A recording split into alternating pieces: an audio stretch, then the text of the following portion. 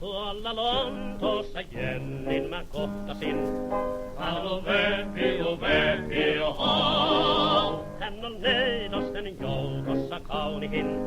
Hallo Vepi, oho.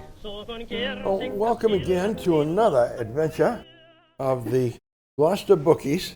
And we've already had a lot of fun on the set here today. And see if you can set up those props in the Oh yeah, the way we're going to play dominoes with the books. No, we're not doing that again. That was great slapstick. Thank you. Missed that one. It was a thought. We're here with Susanna Natty of Lanesville fame. And in fact, probably by now with a TV and everything, more than Lanesville knows Oh my you. God, it could have spread out to East Gloucester too. You might be known in Bass Rock. And well known all over the state and country for Director Emerita.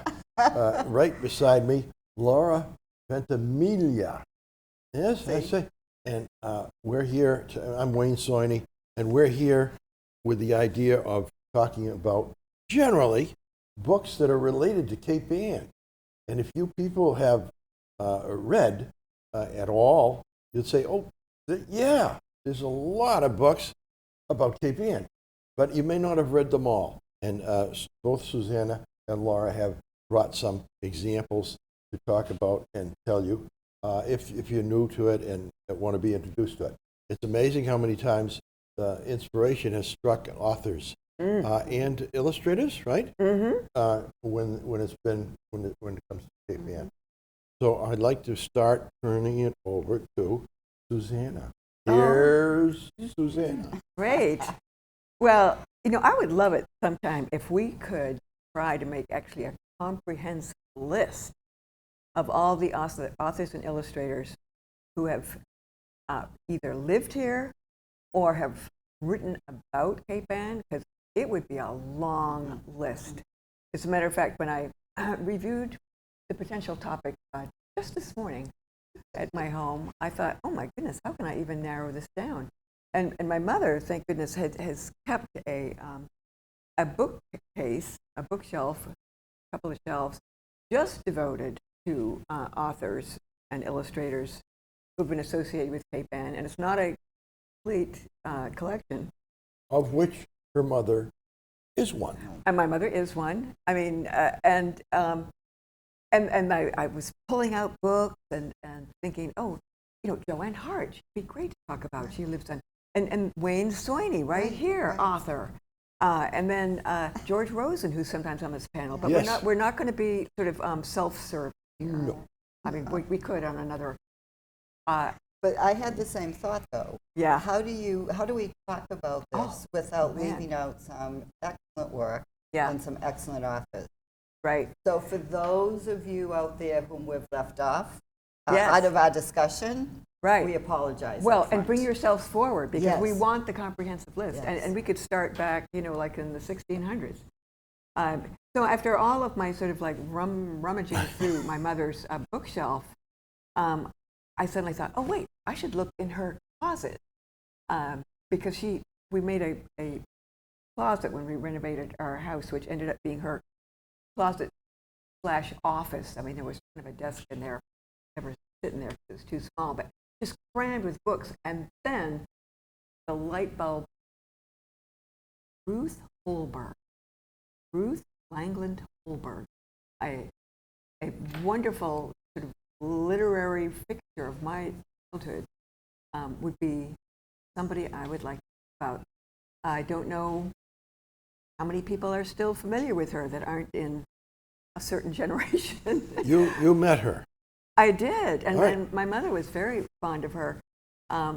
She was not quite a full generation older than my mother, but just about. She was born in 1889 in Midwest somewhere, and then came to Cape Ann with her husband, Rich Holberg, who was the illustrator for a number of her books.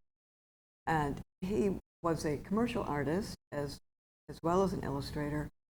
And I remember loving his illustrations. There was a book called Oh, Susanna, of course I loved. Naturally. Yes. Did you? which he illustrated, and I think he must have done them with lithograph, because the texture, that wonderful lithographic, grainy texture that softens everything in illustration was something that I loved at the time. I didn't know how it was created. I was just reading it for the pleasure of the book. He also illustrated this one, Gloucester Boy, which has the main character is a little Portuguese boy. There are some illustrations in here that make you know that you are in Gloucester. I mean, even just went by the Boston Swan Boats there. Can I just say, because I'm in a position to tell you, as Susanna was flipping through this, every page has an illustration, yes. small or large. Yes. So if you have a relatively younger child to whom you're reading, or just starting to read himself or herself, that I think is a good choice. Yes. It may not be in print, but you probably can get it at a library. I did a little quick search on what would be available in print. You're going to have a really hard time finding that. But the library does have quite a number of her books. I hope it includes Gloucester Boy, because of all the things to have, this would be one. Right. So can I just ask, what's the publication year on that? The publication year on that, I have to look it up, is, there's just such wonderful illustrations in here. Let's take a guess. 1926. What do you say? 1932. 1932. One. 1940. Oh. I was pointing out. I know. Oh, that's right. I went down. That's okay. That's okay. Some of us are directionally challenged. And that would be me. But just terrific illustrations. One at the By library. the Price is Right rules, you were closer without Oh, yes, over. That's right. Without going Yeah. over. Okay, you're going to win a washing machine. This is great. One that is at the library is The Catnip, which was one of her, I think, most popular books. Although they were all terrifically popular. And Wayne was telling me, I did note this morning that The Catnip Man was actually based on a real person. So tell me what you remember about that. There was a gentleman in Rockport who fell into hard times, probably with everybody else during the Depression, but at least when he didn't have employment, he did have a garden in his yard, and he decided he would grow, I think exclusively, catnip. Mm-hmm. And he grew a lot of catnip, and it brought it around in sort of a basket to house in Rockport and Gloucester, sold to those that cat fanciers wanted to get their cat drunk. He would do that for them, and he made a living. I'm sure not an extravagant living. Subsistence living. Not like a drug cartel today, but it was, my recollection is the Gloucester Times ran a either photograph or something with a map of Rockport to show the location, and it may just be something with the Gloucester Times, not the book. But at one time, just to identify, it's an authentic person with an actual house and the garden, and it was in Rockport. Wow. There was a thing about it. So I wish I remembered his name to tell you, but nonetheless, at this point, at least I can say to people who are going to read Catnip Man, he's not a real guy. Yes. Is his name in the book? It would be a fictionalized name, and I didn't have time to read the whole book since I was putting this together this morning. He's just referred to as the Catnip Man in this. The illustrator for this book is one that I have featured in previous episodes of Gloucester Bookies. Her name is Liesl Weil. Wonderful illustrator. She illustrated a number of my mother's books, Lee Natty. And I just turned to the end papers here, in which this is a special book for me because it's not only autographed by Ruth Holberg to my brother and me, but Liesl Weil also autographed it, and sorry, brother, very specially for Susie. Yes. Liesl Weil. And here you could see all the cat getting lured by the catnip. Did this Liesl live long enough to know that you were ambition and oh, yeah, she did. So she followed your career as long as she could. Yeah, she wished me well. She was just the most wonderful person. She lived in New York City, and she had escaped from Europe during the War II with her husband to come to the United States so she would be safe. Fascinating woman. She used to do concerts at Lincoln Center, New York, which she would dance across the stage. It was tiny, too. Yeah. Illustrating in very large strokes what the orchestra was playing. Really? Yeah, she was wonderful. I went to see one of her performances. Without falling into the pit. Without falling into the pit. And she had a permanent limp from a childhood disease, something like Guillain-Barré or something, where she was partially paralyzed. So she was just an enormously great person. Talented. So she connected with both my mother and with Ruth Holberg. I think this is Thomas Crowell Publishing, but they all of those illustrators and authors tended to get used by a number of different publishing companies. Now publishing companies go, I'm going to eat the smaller one. I'm going to eat the smaller one. So yeah. What's left? Penguin? I don't know. Yeah. God. So Gloucester Boy, and I remember reading a lot of these. Tabitha's Hill is also set locally. She set a lot of her books locally. At the Sign of the Golden Anchor was set in Annisquam. So she used all locales on Cape Ann and also wrote some cookbooks. She was a marvelous cook. And I found a clip in the paper this morning about her giving a party in which she was launching one of her new books. And let's see if I can find which one it is, because it describes the cake she made. Oh my God. Occupying the place of honor. I like it already. On the kitchen table. You had me from cake. Yeah, book and cookie. cake. Can you get any better than that? Yeah, that's it. No, you cannot. So this article is wonderful. It also describes her charming little white house surrounded by flowers on Hale Street in Rockport, with her handsome and at times disdainful 6-year-old black cat, Minky. Who obviously hadn't had any of the catnip from the catnip man. Well, maybe it would have been less disdainful with the catnip. He could have helped. But anyway, occupying the place of honor on the kitchen table at this party was a perfectly elegant chocolate cake that Ruth baked, topped with nice, gooey, white frosting and trimmed with real live nasturtiums from her garden and nice, crunchy purple candy violets from France. So she was a serious, candy violets. Candied violets. Yeah. You could eat those. Yeah, if you want to make a really fancy cake, that's what you do. You have candied violets. Never had candied. So she apparently did at least 2 cookbooks, and I have one of them. I didn't think to bring it because we're cooking.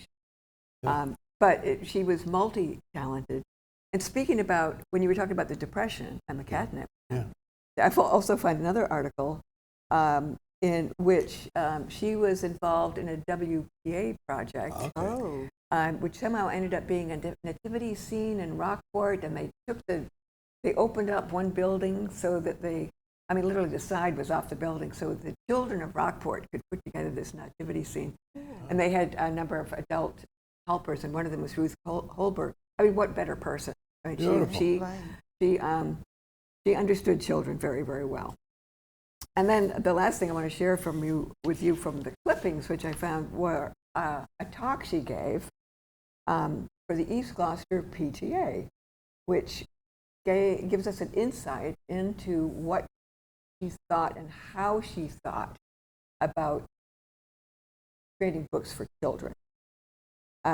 So she first talked about how she developed the idea for the book, and she likes to find a main character that is going to offer some inspiration to a child. I mean, you hope that a child is going to identify with a character. And she says, if children can identify themselves with a character in a book, then it is a success. If you can take up some child's problem, let him be frustrated, and then get out of the difficulty through his own effort. The young reader likes it better. Bravo. I'm sure that went over well, yes. Yes, which reminds me of a great quote from Maria Montessori, the great children's educator. She said, if there is a task which you believe the child can succeed, let him or her. Don't be helpful. They give them that sense of, oh, wonderful, very wise women, Ruth Holberg and Maria Montessori. And finally, when she was reaching the end of talk, she said, no one reads with quite the completeness of children. That's quite a statement. I mean, I think that's very true, because I can still remember the feeling that reading certain books would bring up in me. I may not remember the details of the book, but I will remember the satisfaction or the excitement of having been through an adventure with the characters in the book created by the author. So she says that, and then she says, the strong impressions gathered from books, oh, yeah, just said this, often last a lifetime. So it behooves the author and the parent to give them good books, realizing that children's books are written for people who are going to be grown up before long. The author's idea should be developed with as much richness and interest and intelligence and without condescension as if writing for an adult audience. Books may be said to be the guardians of the future. Wow. Here. I know. I'm feeling like I want to run home and find that on.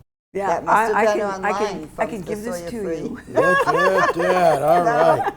I'll tell you, it was in the first 2 pages of the search on Ruth Oh, was it Goldberg. really? Oh, good. Okay, that makes it much easier. Yeah. Kids look at things differently than we do. And this is not quite about KPN authors, but I'll tell you anyway. For instance, we have a baptism, right? A baptism of the kid. And we see this wonderful event happening and joyous and baptism. And the kid says, there was this guy in a dress was trying to drown me, and all my parents did was take pictures. That's it. Okay. No. Now, anyway. That is not a true story, is it? It's Well, it could have been if the kid was. I have older. a true. I have a true story. Okay. Because it's about Susanna. Oh. How far back? And I think you told me when I told you this before. I think you told me. I have no memory of that. In the 7th grade at Central Grammar, just across the street, Central Grammar School, Miss Taylor had us all do booklets on our. Miss Taylor, wasn't she at the high school? Miss Taylor was the reading teacher at the. Charlotte Taylor? No. Oh, different one. Okay. I'm sorry. Her maiden name was Miss Taylor. Okay. She was married to Mr. Milton Fuller. So her. Oh, that. So depending Not on. that women should be known by their husbands. Depending on what you. Mildred. So he had us all in 7th write and illustrate a booklet of our own making on career. What do we intend to do in our lives? Yeah. And everybody had their different topics. And Susanna, I do believe you don't remember. You did put together a booklet of becoming a children's book Actually, I do remember. I still have that report. You still have it. Okay. Good. So it's true. This is how far back it goes. 7th grade, even firmly in mind. You say occupation. He comes up at 3 a.m. and says, "Oh, children's book illustrator. That's what I want to do with my life." It's new very early on. Even before that. Really? I thought when I was 8 when you were doing the nude old. models. When you were doing the nude models. No, that was later. That was when I was at the advanced age of 10. I was 8. when I decided I wanted to be an illustrator. So how did you get there? How did you get to the points, not so young, but also just in general? It was because of a very narrow worldview, believe it or not. No. I lived up in the woods, Yeah. and my mother was an author, Right. and I was surrounded by other people. I mean, we knew a lot of other people who made books. So I think I assumed that, okay, when you grow up, you can be make books. Yeah. I mean, the other professions I saw were teacher, obviously my teachers, an artist, and if I'd had a second choice of career, I think I would have enjoyed being a teacher. So those first narrow models were not so bad for me, and I like to draw, so that was. It seemed like it was sort of a done deal. Mm-hmm. Yeah. But you had to have a certain level of skill too to be able to enjoy it. Yeah, And then I mean, I see think it as a career. I gravitated toward it because I like to draw myself, and I don't think that's unusual for children at all. And I do think that it's universal for children to become very absorbed in the visual images they see in books. So none of that was particularly exceptional. It's just that I think I was encouraged very early on, having pressed, because George Demetrius said, "Oh, send it to my figure drawing class." Oh yeah, yeah. And that's how I got into that. Yeah. Mom, they're not wearing any clothes. Oh my God. And Could that have led told to me the ahead new of time. body. Which I do believe. You tell me, correct me if I'm. That links into the original when your mother came to Cape Ann. She wasn't. Your mother was not native to Gloucester, No. and she came to Cape Ann for a purpose. Her publisher said, "You will do. You'll be a better editor if you learn how to draw and go to this class." Right. Right. Yep. And George Demetrius. And therefore, then she met Robert Natty and so forth. But Yep. you then eventually took his Right. class. It was a full circle. Yeah. You know, Yeah. girl Oh, meets boy. You, Their daughter goes to figure drawing class. where you mentioned Miss Taylor, the actual Miss Taylor, Yeah. the one who taught at the high school, Yeah. English teacher. I remember also related to careers. At one time, the high school printed your report card for you to go Oh. teacher to teacher Oh, and get really? the A, B, C, or whatever. Oh, Yeah. you brought it Remember around for the You- teacher to that's fill. Oh what- my God, you- how you got it- dangerous was that in You terms got of it bit by I bit. think you're having a changing bad your- dream, Wayne. I changing don't your remember brain? that. No, that was true. That was true. And you in the home run, Right in. in the home room, Yeah. you had the job of writing your name and so forth on the report card that you would carry around to each teacher. I don't. And there was a little space for something like occupation or a desired career or something. There was a little space for that. Into it, in which I wrote apple picker or Secretary of State. I'm sorry. And when not the- just That the, is good. Not just That the, is good. the difference. Okay. Yeah. But And when who knew of Secretary of State when you were in high school? Yeah. Shoot Yeah. high. when, Yeah. and when The apple and picking when- would be when- high too. And, Yeah. and all the teachers made their marks without, I think, reviewing anything else.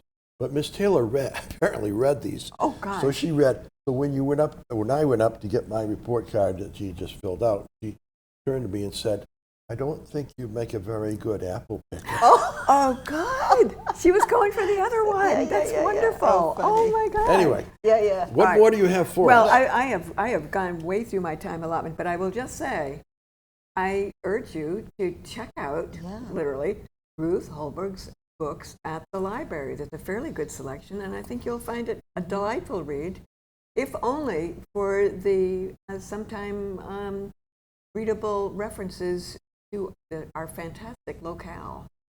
Catnick, yes, good. All right.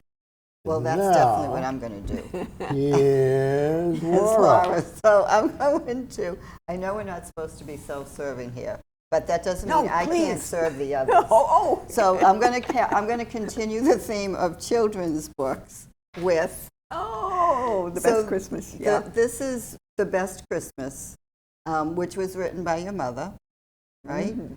And Now, don't laugh, but it wasn't originally illustrated by Susanna. That's great. Isn't that great? True confessions, I think the original version is V1. No, Yeah. but anyway, so I had It's been this. published and republished as well as read and reread Yeah. for generations. Go ahead. No, so I had this book on my bookshelf. It was one of the first ones I went to when I saw the theme for today's show. And then I thought, well, I know that there are some that you illustrated with your mother. So I had looked those up before, but somehow missed that you had illustrated this one. So what I did was I just printed I love it. because it would have taken me 2 weeks to You're very actually have clever. that Well developed. done.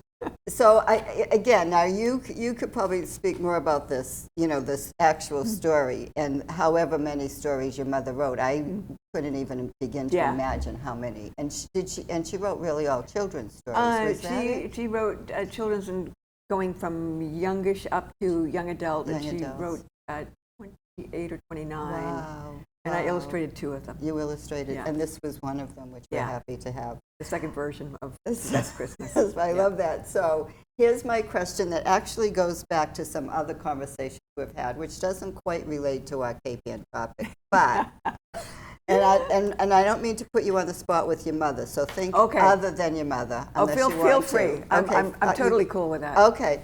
So I'm always curious about the relationship between an author and an illustrator. Oh, yeah.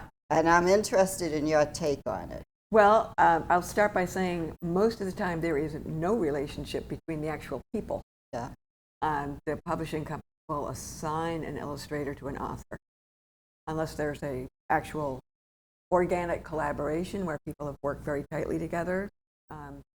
But there are the occasions when you just happen to have a mother who's the author, where you do know quite well the author.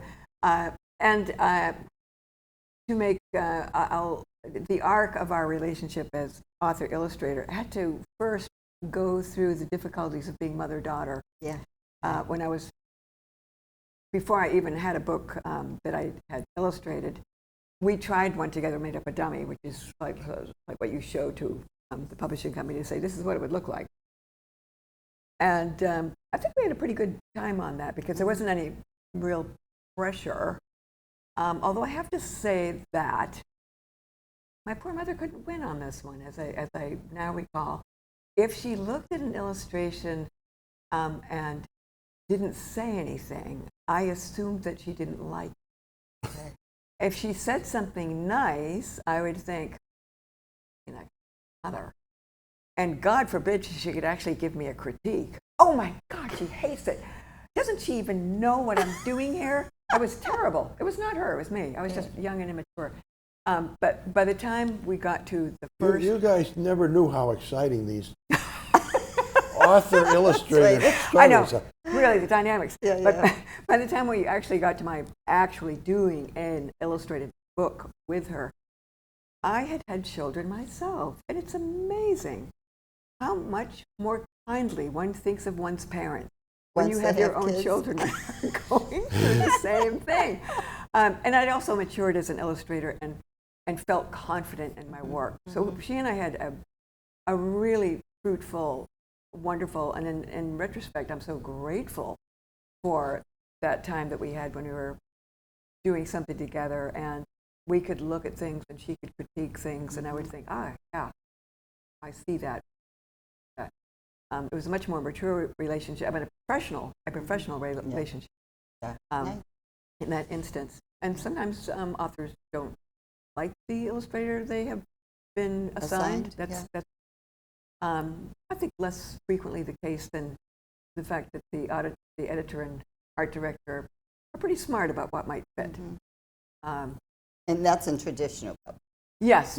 Yeah. I mean, it's there so that both creators can have their creative space without feeling like somebody's breathing down their neck. That's the rationale. Great question. Oh, good. I'm so glad. And still on children's books. And still connected to you.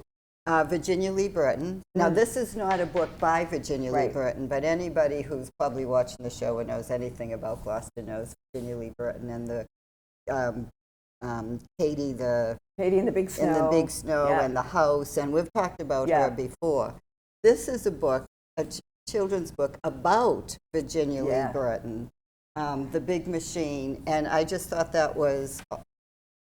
I feel like once it first came out, it kind of got lost in the shuffle. You know, there was a big splash when the Yeah. author and the illustrator first came to Gloucester and was widely Right. publicized. But I don't hear anybody talking about it anymore. It's a terrific book. Yeah, She really captured a lot about Jenny. yeah, yeah. And I've got some small quibbles about the illustration just because I took figure drawing class.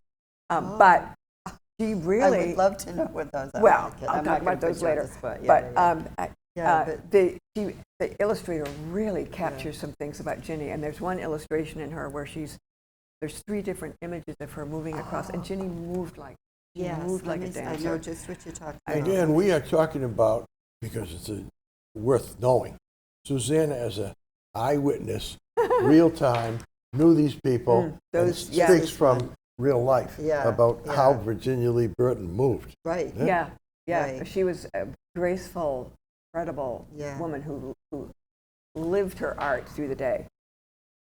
But I thought that was, again, in the line of children's. I recommend that book, and for much as I have quibbles about a few illustrations, it's really It's a good terrifically book. illustrated. And she- Am I and the- confusing it, or is that the one that's with Mike Mulligan and this?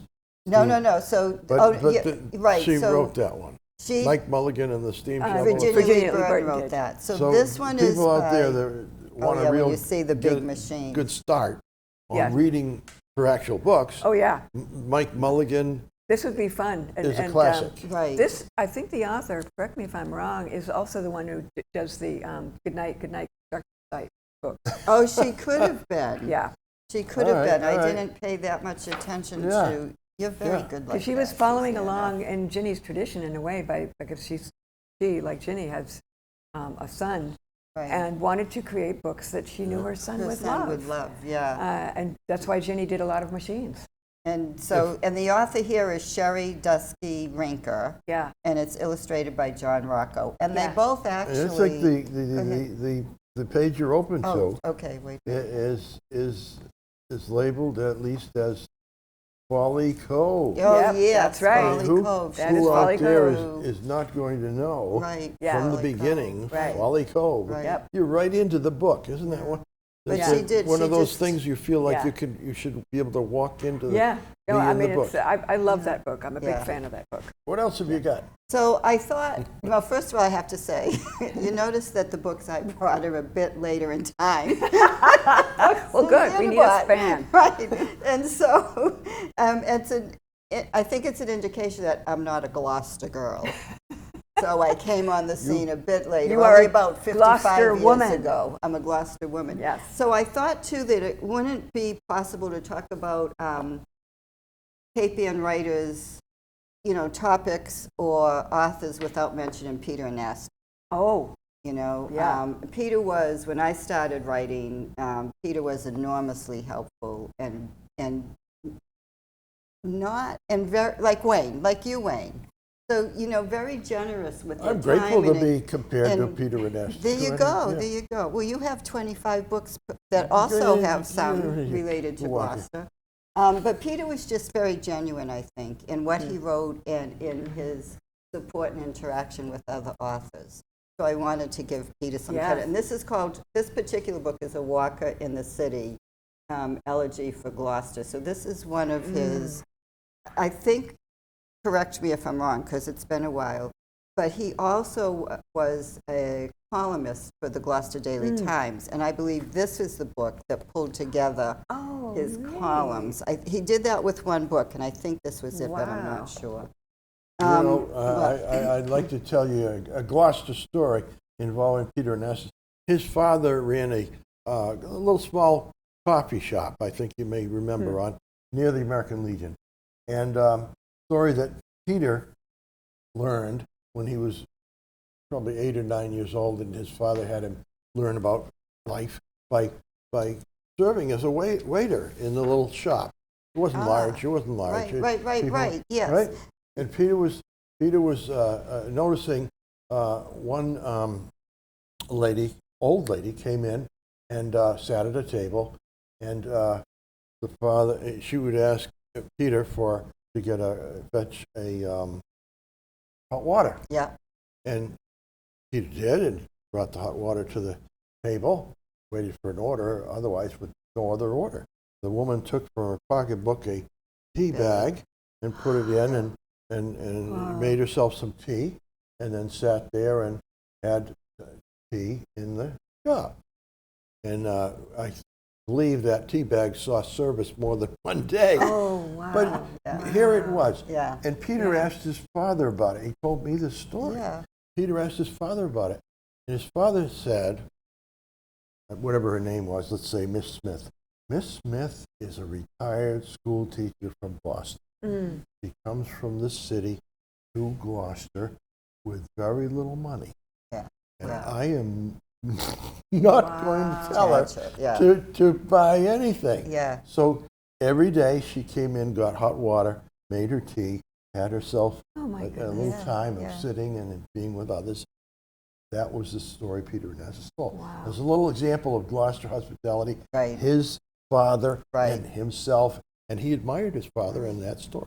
Right. So and go that ahead. shop, I Wow. mean, and the building where that store was is still exists is. down on, and it's on the boulevard. So she had her cup of hot water, her tea bag, and a nice view. She could come and enjoy. Wow. So Right. one of the things that happened around the time you sent us the potential topic today was the bookstore on Facebook just happened to have posted Gloucester books. Oh. A popular question we get during this tourist season is, are there any fiction books set in Gloucester or Cape Ann? So they have a bunch of them. So I just want to mention some, because we've mentioned Wayne. And what was the one that because my favorite one is The Sea Serpent. Now, I don't actually own a copy because every time I go to Italy and I bring the copy, there's another cousin or relative who wants it. So I have to keep buying them. Did you bring that? Oh, look it, there you go. Hey, geez, wow. The Sea Serpent, yeah. Very good, very good. Yeah. And I bring it to Italy with people who don't speak. Oh, it's a good way to learn English. Exactly, Yeah, but they're good. just fascinated by it, so they wait for somebody to come along and read it. I'm happy to say, by the way, in our class, Manny Simos took photographs all around of where the sightings were made of the Sea Serpent. And he's co-authored that way with a co-illustrator. And Roseanne Cody, in our class as well, has a huge collection of old postcards. So I mean, if you wanted to look, have you got a postcard from about 1900 that still shows a building that's standing, no longer around, but yes, she has it. Wow. And so this postcard's illustrating that from Roseanne. So that's kind of three people in that one. all Cape Anners in that book on the Sea Serpent. Yeah, the Fantastic. collaboration. Good for Go you. ahead. So others that, so besides the children's books, there's Cozy Mysteries, which I love that title, and we've talked about these before, but I'll just recognize Sharon Love Cook, who's one of your co-hosts, did the last, and Sally Goldenbaum, who has books set in Gloucester as well. Anita Diamant, who lives in Rockport part of the year, but she has several books set here. May I tell my Anita Diamond story? Of course. This is, I didn't know her. I didn't know her. And she looks, let's say 20 years ago at least, looked very similar to a neighbor, almost a next door neighbor of mine, named Marilyn. And I'm going to say it this way. I was waiting for the train and in the Gloucester station to go back to Boston, And in front of me on the line, just as the train arrived, was this woman whom Marilyn. I thought it was Marilyn. And I immediately said to her, I didn't know you took the train. Well, she laughed, and immediately when she laughed, I said, that's not Marilyn. she didn't say more, and I didn't say more. And I realized what she was laughing at was that supposedly I had recognized her, and I thought, I didn't realize celebrities like you took the Right, Yes. right. Yes. And that's the story. And then I later found out, looking at pictures, in fact, attending one of her lectures, that this was Anita Diamond.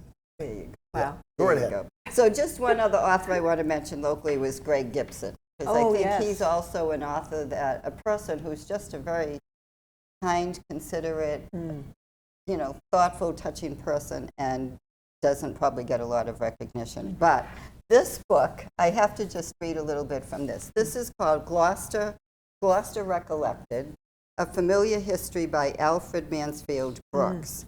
And there's an end piece to it by his wife. And I haven't read this book. Bob Gillis, who used to be the president of Cape Ann Savings Bank, and we worked together on the Gloucester 400. And he thought I would enjoy this book, so he loaned it to me. So Bob, if you watch it, I still have to return it after I read it. But I did some, little research on who he was, because it's not a name familiar, at least familiar to me.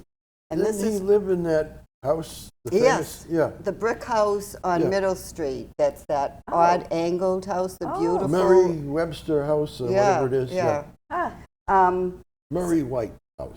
Yeah. So but it's the only, I think it's the only brick house on Middle Street, and it's at that angle just as you take the corner I to think go down today Angle it's a Street. museum.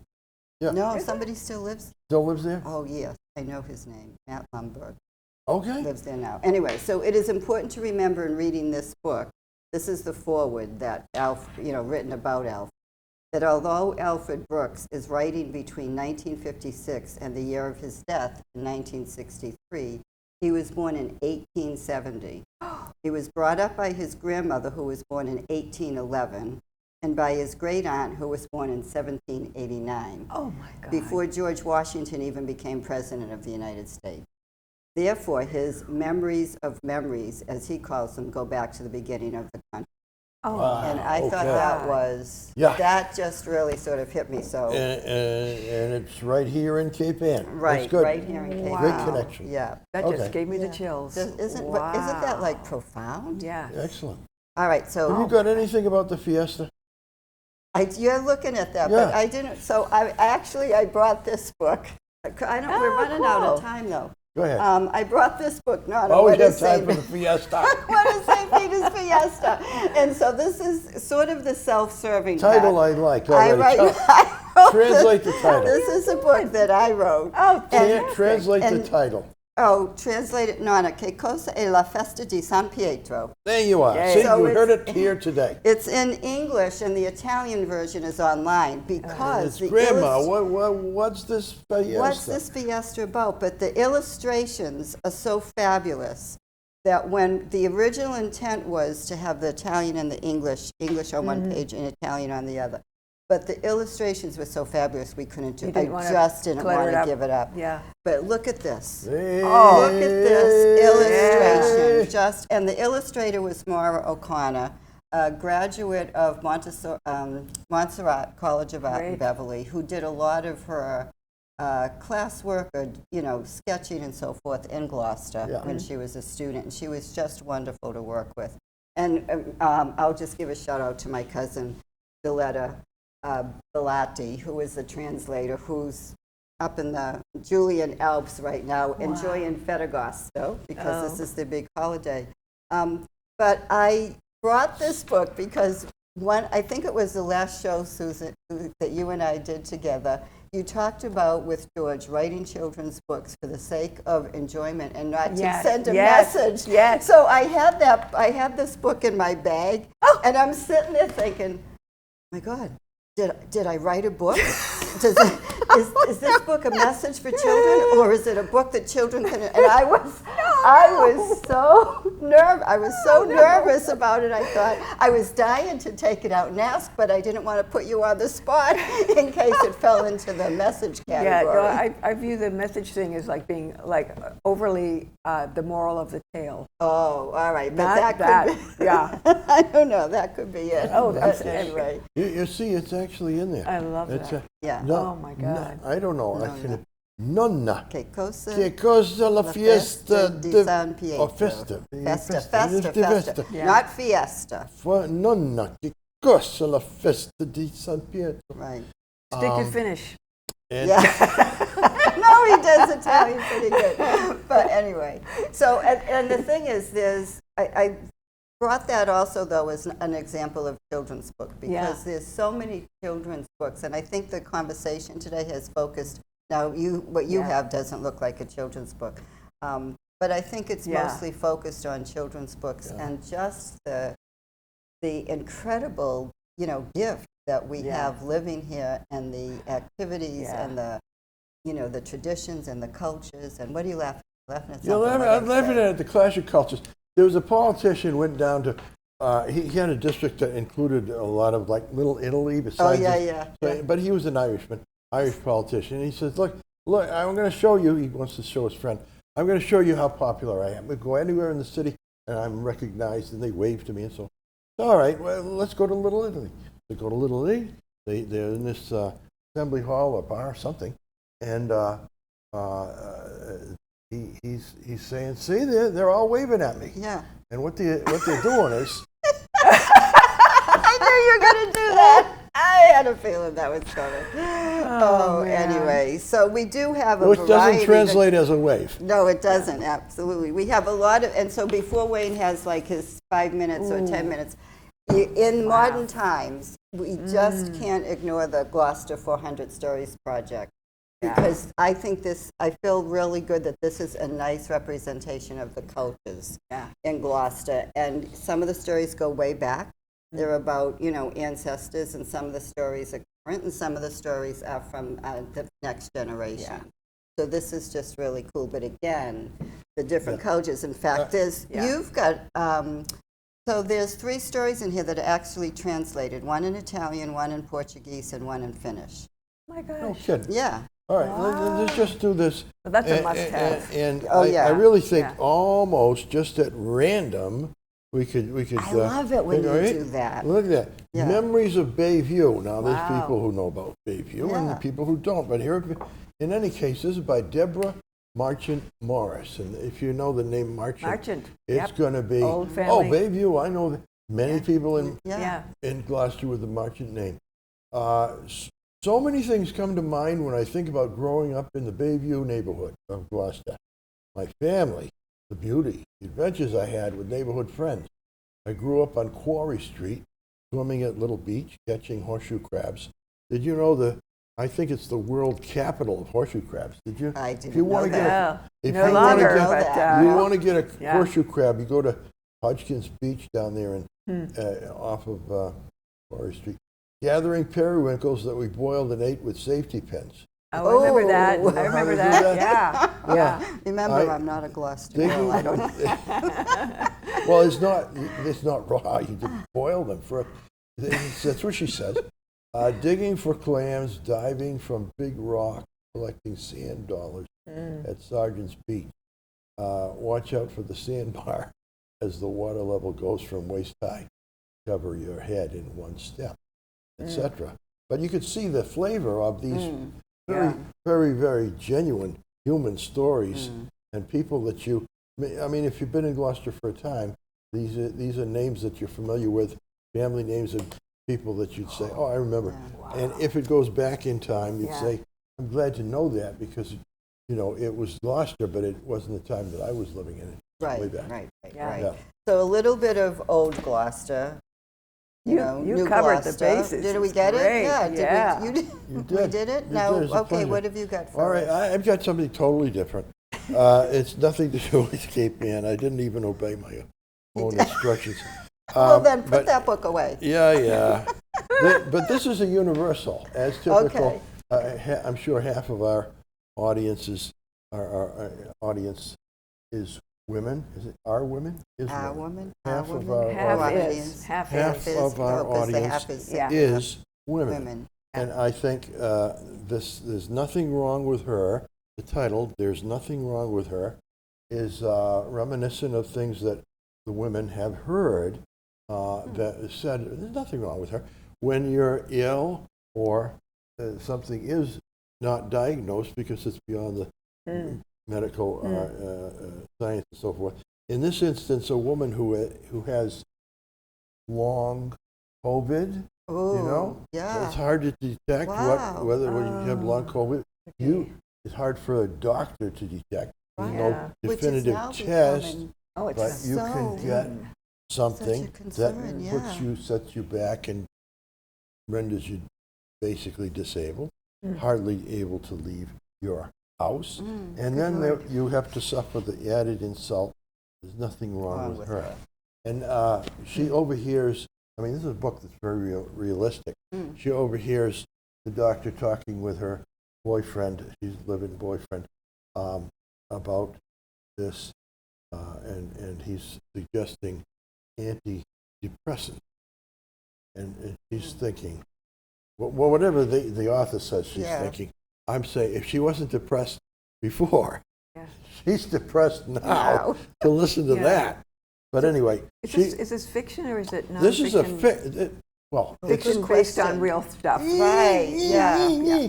This woman had, she wrote a book and it was a bestseller earlier, and then she contracted a degree of long COVID. So this has to be relatively new. This is how people who are on the air now as we are being taped, it's out this past week.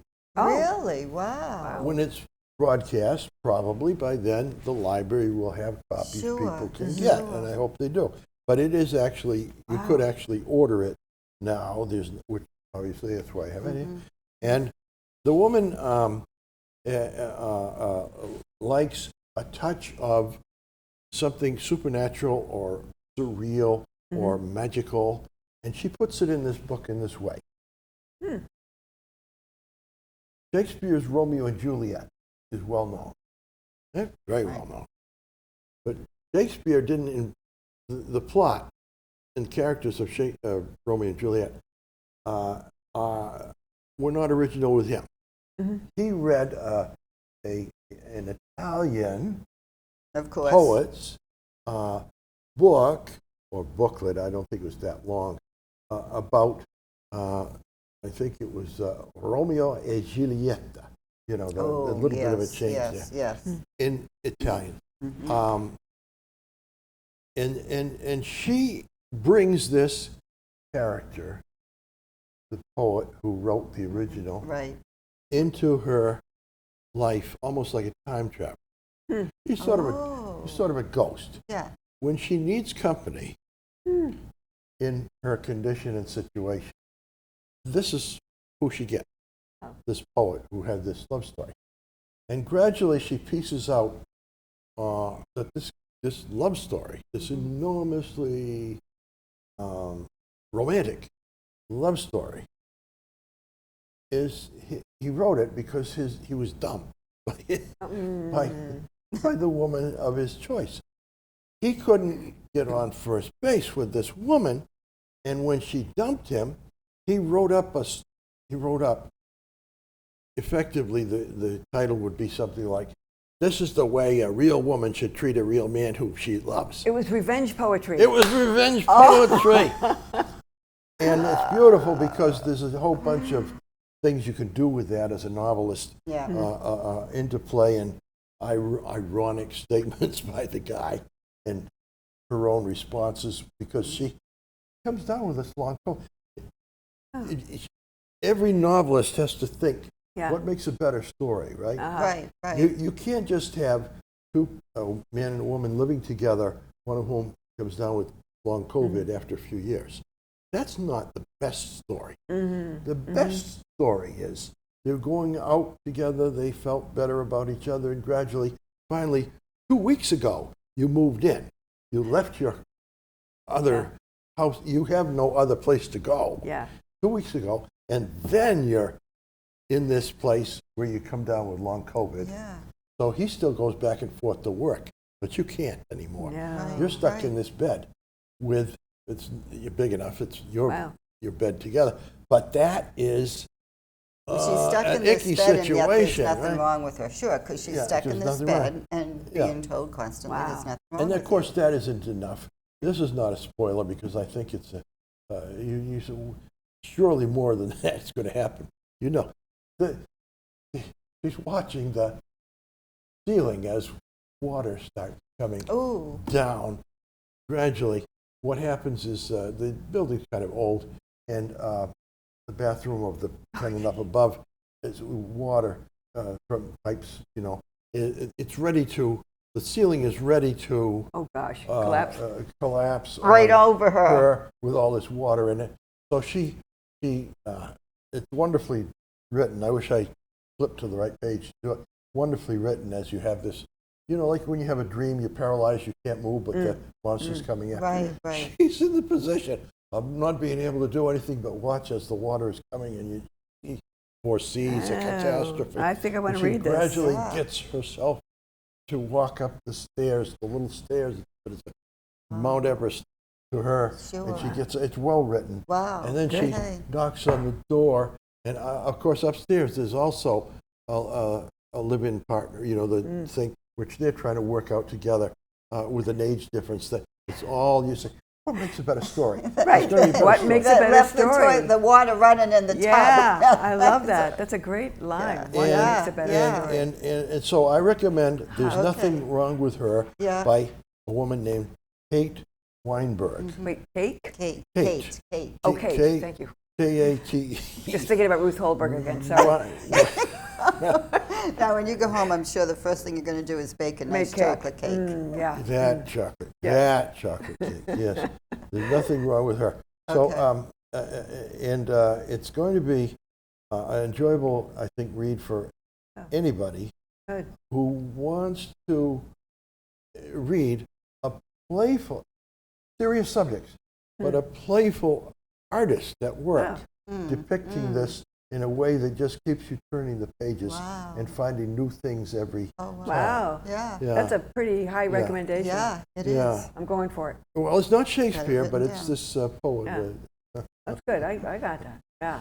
All right. Now, What else? we're at an Where are end we? after a Yeah. lovely time of discussing Books books of and Cape more Ann books. primarily, and also There's Nothing Wrong with Her. The time will come, we'll be together again. Do we have any last comments or jokes to share? I think we just haven't even scratched the surface of Cape Ann, exactly. and I would like to do a second round Yeah. at some point. I think that's a great idea. I think in the beginning, Susanna asked, or you did, Wayne, if you have book suggestions about Yeah. Cape Ann, Yeah. suggestions by local authors or about Cape Ann, email Wayne at... Especially if you are a local author Yes, Yes. yes. and you'd like to come on to talk with us, Yes. we would be glad to That would be great. talk with you because it's going to be sharing something Yes. we all love. Yeah. Cape Ann. Right, Is right? And right, books. Right. right. Okay. So thank So, you. so in the meantime, That thank was you. fun. Thank Thank you, you. Susanna. Thank you. Thank you, Laura. And we'll do this again. Nonna che cosa la festa di San Pietro. Well All right. Until done. next time, we're going to do. You want to go try the greasy pole next, or what are Not we going me. to? No, no. No, You're qualified no, though. You're eligible. the right? novena is actually my best, my Bye. favorite. Ciao. Thank you. Tuolla Lontoossa Jennin mä kohtasin. Halo Vepi, oho. Hän on neidosten joukossa kaunihin. Halo Vepi, oho. Suukon kirsikka silmät niin mustat kuin yö. Ja ne loisti kuin tuikkiva tähti